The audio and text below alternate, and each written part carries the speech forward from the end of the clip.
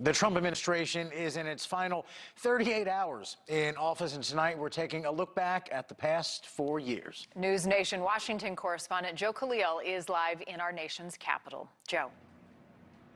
Yeah, and it's certainly been an interesting and eventful 4 years. You got a lot of conservatives and Republicans that would point to a number of achievements, things they see as successes. On the other hand, you have a large swath of the country that looks at the last 4 years and would describe it as chaotic and divisive. So now we're looking ahead to the future and how history is going to look back on this administration, what the president's legacy is going to be. I, Donald John Trump, do solemnly swear. I, Donald John Trump, do solemnly swear. That I will faithfully execute. That I will faithfully execute. The office of President of the United States. The office of President of the United States. From the moment he was sworn in, President Donald Trump has presided over 4 years of tumult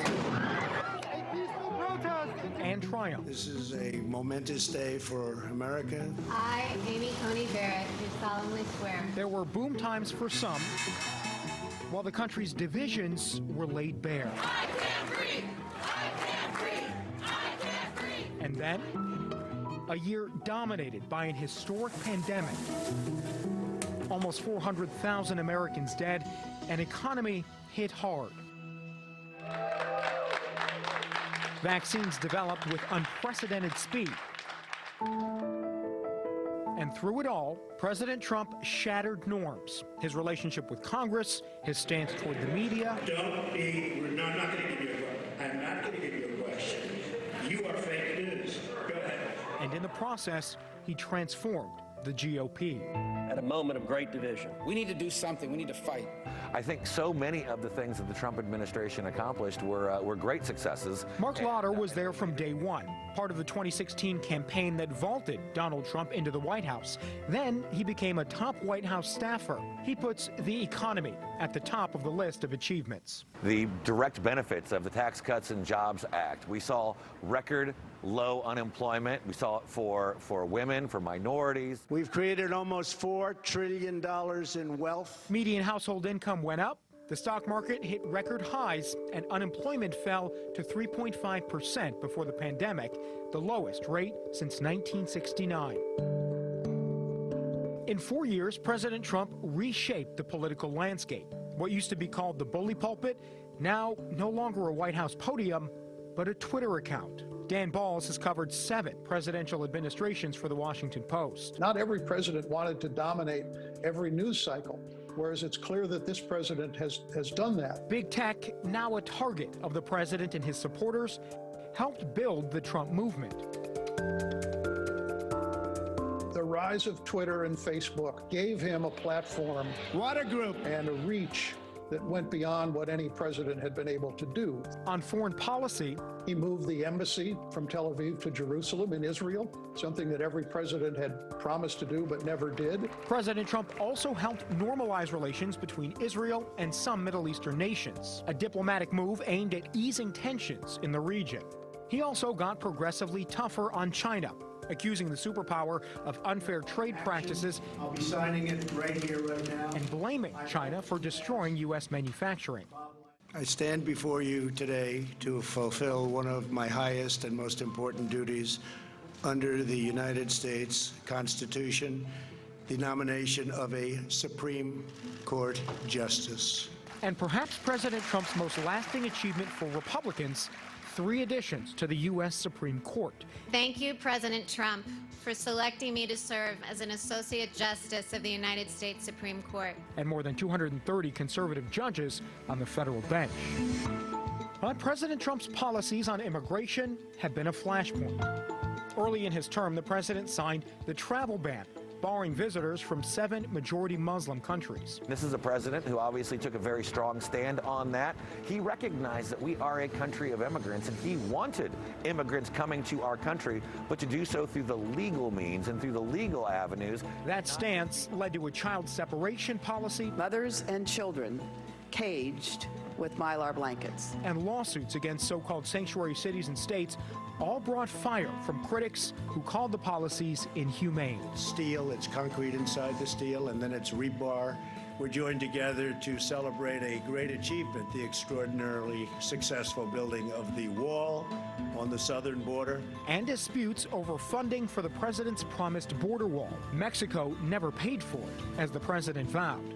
The fight led to the longest government shutdown in history. Then there was the Unite the Right rally in Charlottesville. Before condemning neo-Nazis and white supremacists, the president said this. I think there's blame on both sides. You look at both sides. I think there's blame on both sides. And at the outset of 2020, a campaign year, came impeachment by the House. The actions of President Trump gave Congress no alternative. Democrats say the president tried to strong-arm his Ukrainian counterpart, demanding an investigation into his chief political rival, former Vice President Joe Biden. Then came the public health crisis that may define the Trump era. We can never, ever forget the importance of wearing masks universally, keeping physical distance, avoiding crowds. The coronavirus. Early on, as COVID gripped the nation, there were delays in testing and backlogs on personal protective equipment. Now, the virus that we're talking about having to do, a lot of people think that goes away in April. The president faced criticism for downplaying the virus, even as he was infected himself.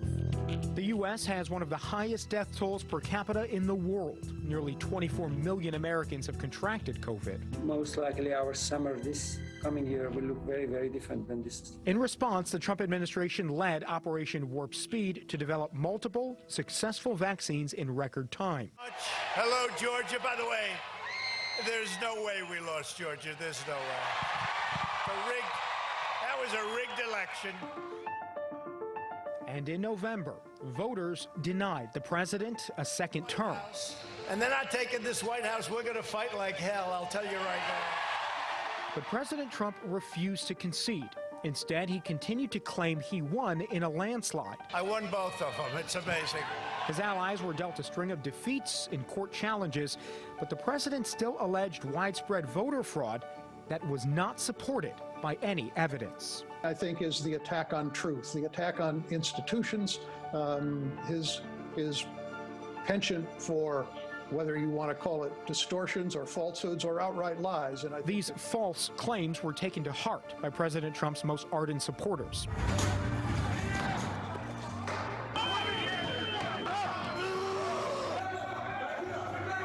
And when the bitterness building over the last 4 years boiled over, it was too much for many in the party. What happened here today was an insurrection incited by the President of the United States. 10 Republican members of the House voted with Democrats to impeach the president for an historic second time.